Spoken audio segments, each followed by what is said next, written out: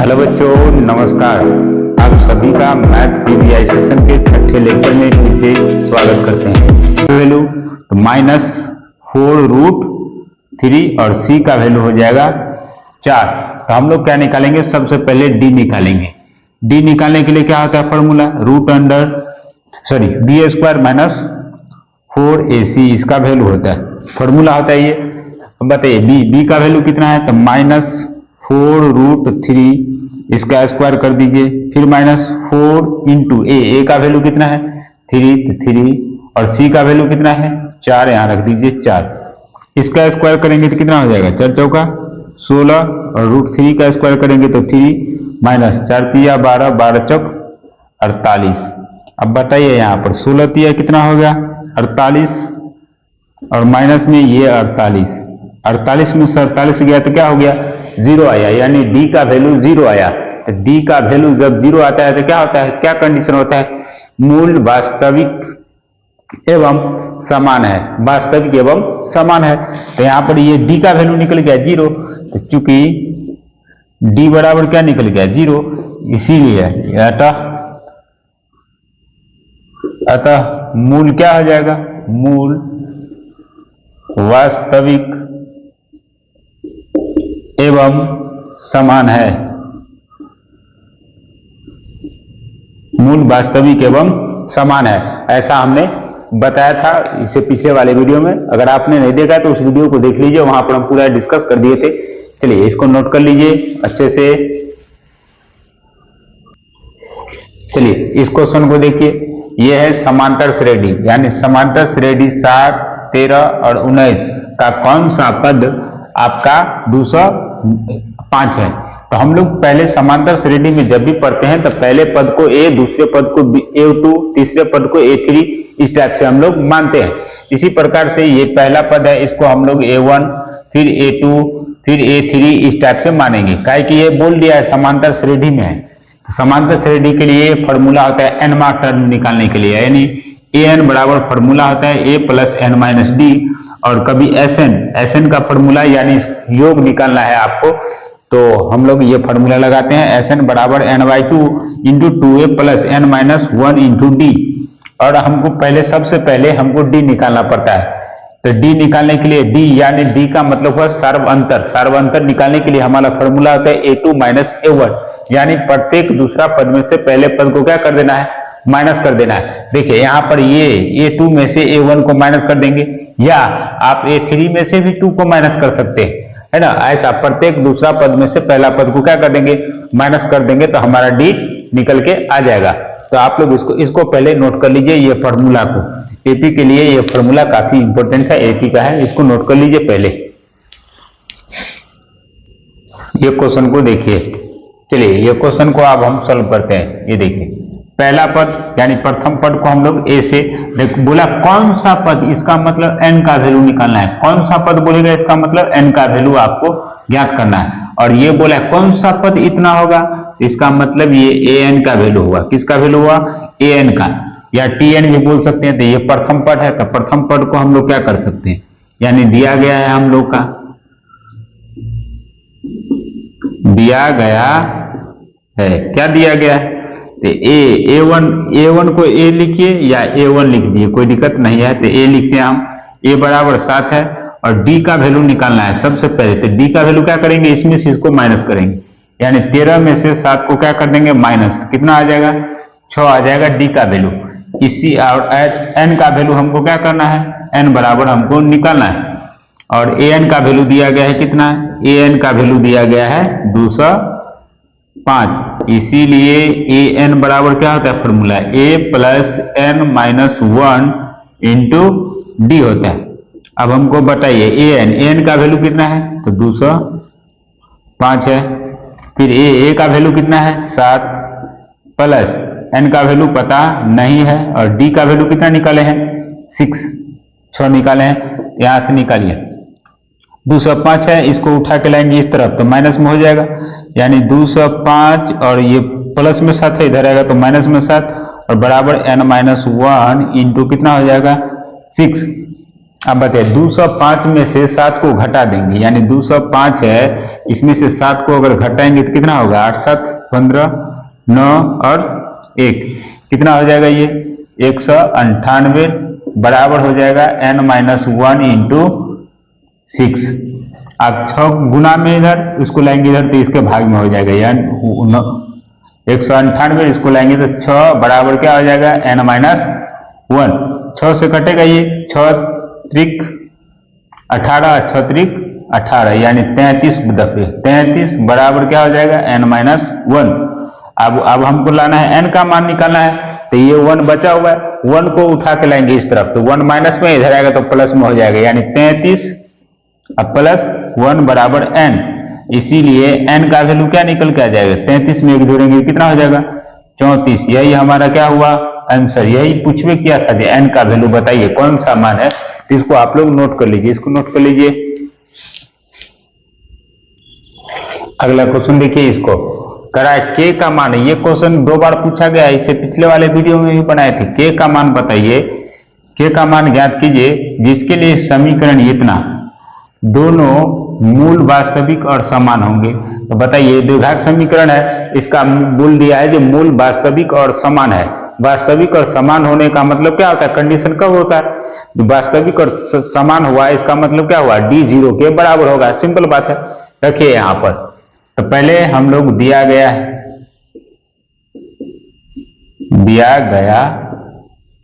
क्या दिया गया है 2x² प्लस kx प्लस 3 बराबर 0।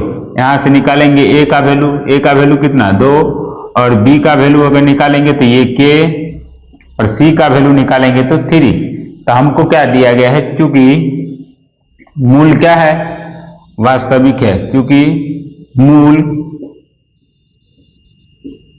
वास्तविक और समान है, वास्तविक और समान है, इसीलिए d क्या हो जाएगा, 0 के बराबर हो जाएगा। और d का फॉर्मूला हम लोग जानते हैं, b² माइनस 4ac बराबर 0। अब बताइए b का वैल्यू कितना है, k, तो यहां लिखेंगे k का स्क्वायर, फिर माइनस 4a का वैल्यू कितना 2, और c का वैल्यू 3 बराबर 0। अब हमको बताइए यहां से k² माइनस 4 दूना 8, 8 3 का कितना होगा 24 बराबर 0, और यहां से क्या k² ऐसे रखेंगे, इसको ले जाएंगे उस तरफ, 24 को ले जाएंगे उस तरफ, तो 24 माइनस में उधर जाएगा तो प्लस में 24, और k का वैल्यू निकालना है तो इधर आएगा, रूट चढ़ जाएगा 24 पर, तो 24 पर रूट चढ़ जाएगा, तो रूट अगर निकालेंगे इसका 24 का रूट निकालेंगे तो क्या होगा 2√6। यही हमारा क्या हुआ आंसर हो गया। इसको आप नोट कर लीजिए, ये क्वेश्चन इंपोर्टेंट है, 2 बार पूछा गया है ये। चलिए ये फिर से एपी का फॉर्मूला आ गया। एपी का फॉर्मूला लगाना है यहाँ पर, का है 5, 9, 13 और 17 प्लस, यानी 81 तक अगर आपको जोड़ना है, यानी 5, 9 ऐसे करके 81 तक अगर आपको जोड़ना है तो योगफल क्या होगा, योगफल का मतलब SN निकालना है आपको।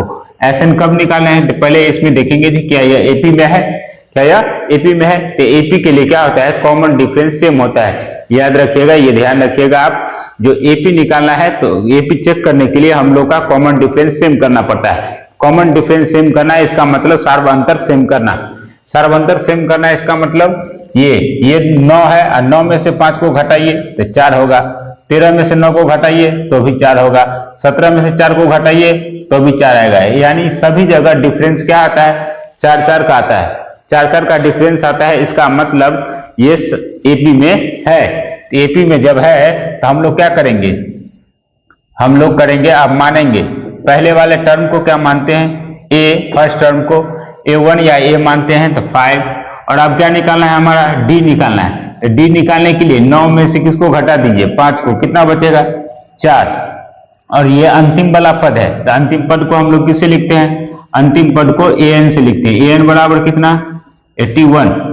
अब यहां से क्या निकालना है, सम निकालना है। तो सम निकालने के लिए यानी SN वाला फॉर्मूला लगाएंगे, इसके लिए इसमें चाहिए हमको n का वैल्यू चाहिए, तो n का वैल्यू तो यहाँ है नहीं, तो n का वैल्यू यहां से निकालेंगे an का फॉर्मूला लगाएंगे। an बराबर क्या होता है फॉर्मूला, an बराबर a plus n minus 1 into D होता है। an दिखा तो an का फॉर्मूला लगा दीजिए, sn दिखेगा तो sn का फॉर्मूला लगा दीजिएगा।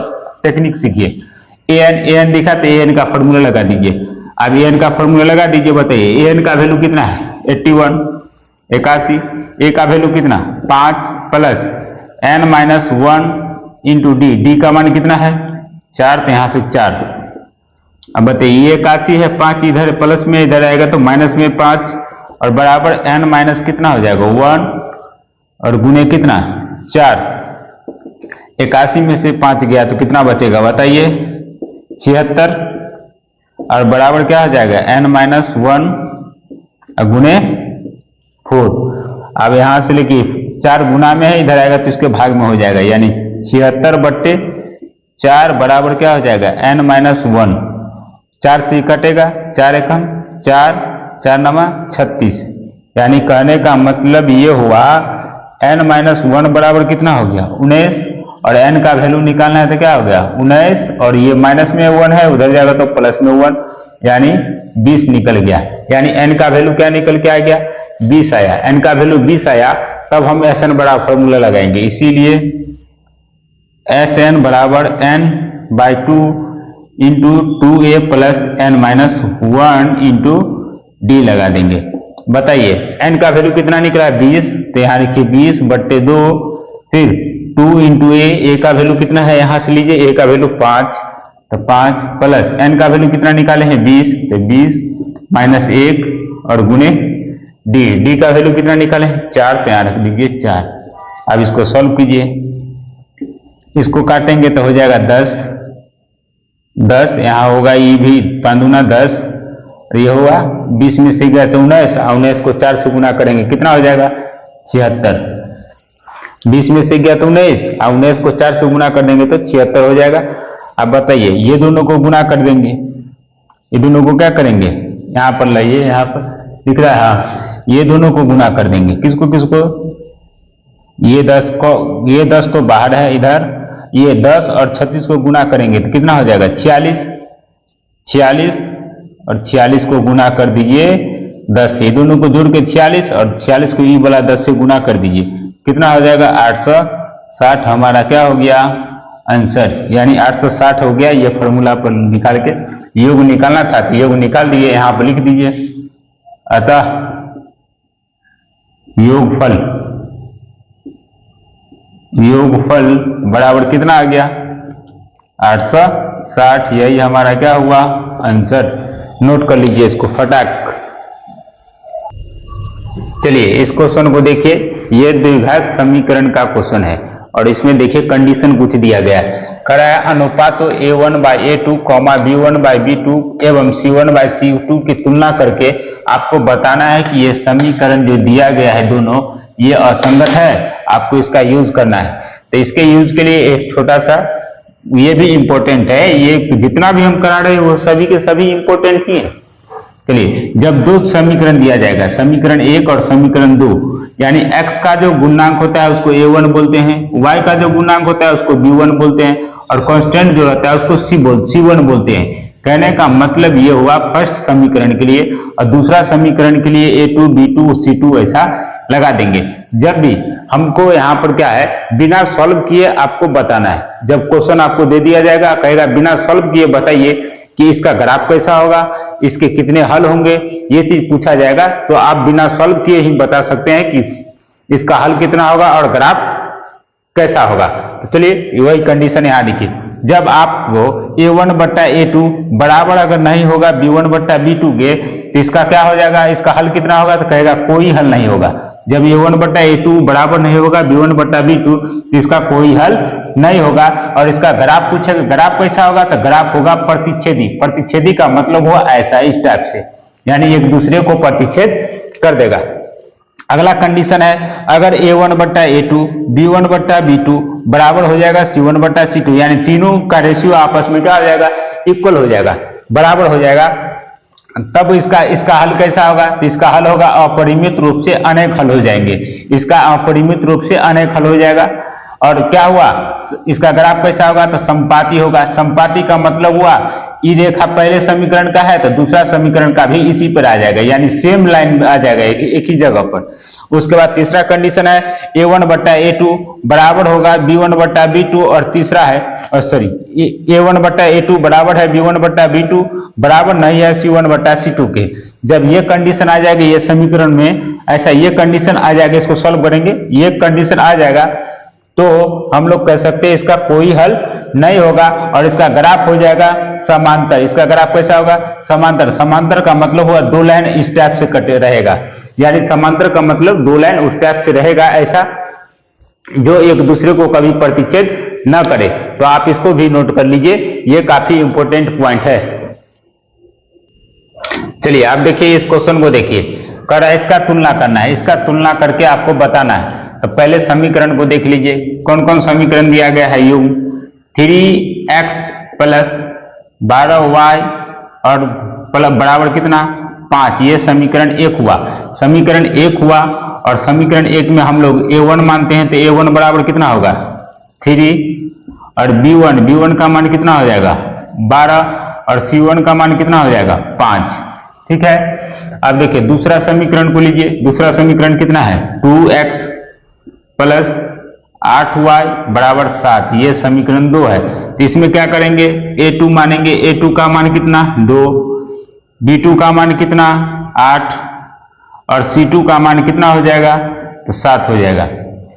इसीलिए अब हमको तुलना करना है a1 बट्टा a2, a1 बट्टा a2 आप निकालिए पहले, तो a1 बट्टा a2, a1 का मान कितना 3 और a2 का मान 2, ये कटेगा नहीं, ये ऐसा ही रह जाएगा, कटेगा तो नहीं।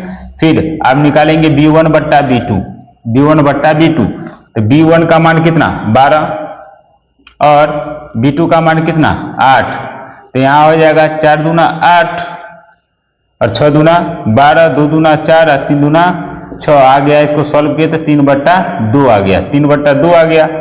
अब किसका, अब c1 बट्टा c2 निकालेंगे, तो c1 बट्टा c2, c1 का मान कितना 5 और c2 का मान कितना 7, ये भी नहीं कटेगा। यानी आप देख रहे हैं कि a1 बट्टा a2 बराबर आ रहा है b1 बट्टा b2 का, यानी ये दोनों आपस में रेशियो इसका सेम है, रेशियो सेम है और इसका रेशियो अलग है। इसका मतलब यहां पर क्या हुआ a1 बट्टा a2 बराबर है b1 बट्टा b2 का, लेकिन बराबर नहीं है c1 बट्टा c2 के। इसीलिए क्या हुआ, इसका कोई हल नहीं होगा, इसका कोई हल नहीं है, कोई हल नहीं है। कंडीशन बताए हैं कोई हल नहीं है, अब कोई हल नहीं है इसीलिए ये क्या है असंगत है, इसीलिए क्या है असंगत, संगत है। इसको नोट कर लीजिए, ये यहीं तक रहने दीजिए इस वीडियो को, और जितना शेयर कर सकते हैं आप लोग कीजिए इसको, जितना ज्यादा से ज्यादा आप लोग शेयर कीजिए, दोस्तों में शेयर कीजिए। ये काफी इंपॉर्टेंट वीडियो का लेक्चर चल रहा है। चलिए धन्यवाद।